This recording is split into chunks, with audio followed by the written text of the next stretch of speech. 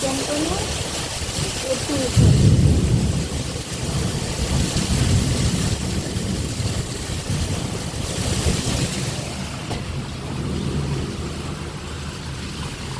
কাঁচ আটকে দিলাম, এত মানে ঘরে জল ঢুকে যাচ্ছে, এত বৃষ্টি। দেখো কাঁচ আটকে দিচ্ছি, তাও দেখো বাইরে দেখো দেখা যাচ্ছে কিরকম, মানে পুরো কাঁচটা দেখো কেমন হয়ে গেছে, এত বৃষ্টি হচ্ছে, ধোয়া ধোয়া হয়ে গেছে। আচ্ছা, প্রচন্ড বৃষ্টি হচ্ছে। আমার কীভাবে মেঘ ডাকছে,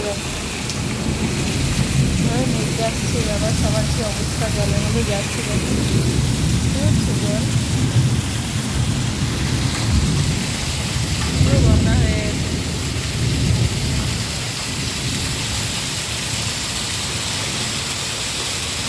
পুরো রাস্তা জল। ওসব বৃষ্টি থেমে গেলে জলও সব সরে যাবে।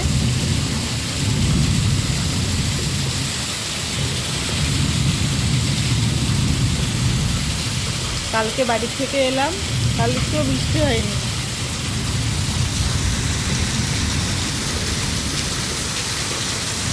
আর কলকাতায় এসেছি, দেখো কলকাতায় এসে বৃষ্টি। এখনো বাড়িতে ফোন করিনি, মানে ওদিকেও হয়তো হচ্ছে, ফোন করিনি, শুনবো আমাদের বাড়ি যখন বৃষ্টি হচ্ছে কিনা বলবে। কত জল দেখতে পাচ্ছ, ছাদে জল পড়ছে। আর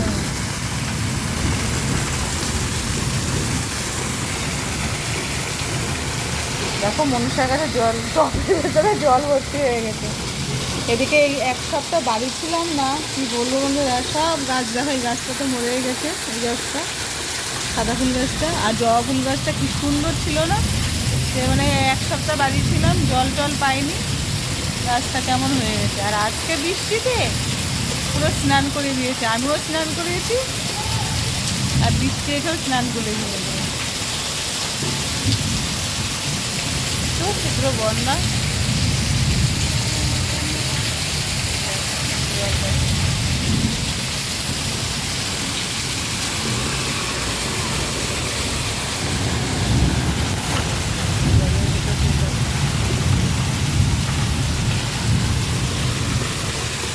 আর এই সামনে বাড়িটা হচ্ছে তো, তার জন্য ওদের জিনিসপত্র এখানে রেখেছে, আর রাস্তাটার অবস্থা বেশি খারাপ।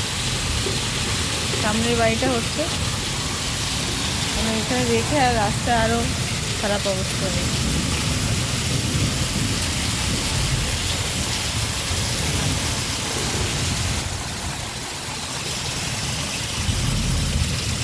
যাই হোক বন্ধুরা, এত গরম পড়েছিল, বৃষ্টি হয়ে যেহেতু ঠান্ডা হয়েছে, তো বৃষ্টি হলে তো জল সরে যাবে, বৃষ্টি বৃষ্টি থেমে গেলে জল সরে যাবে।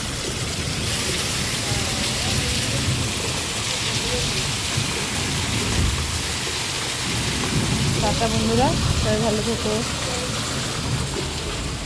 দিয়ে কাজ দিয়ে দিলাম, কেন ঘরে জল ভর্তি হয়ে যাচ্ছে। আজকে কলকাতায় একদিনে বৃষ্টিতে দেখো বন্ধুরা বন্যা হয়ে গিয়েছে।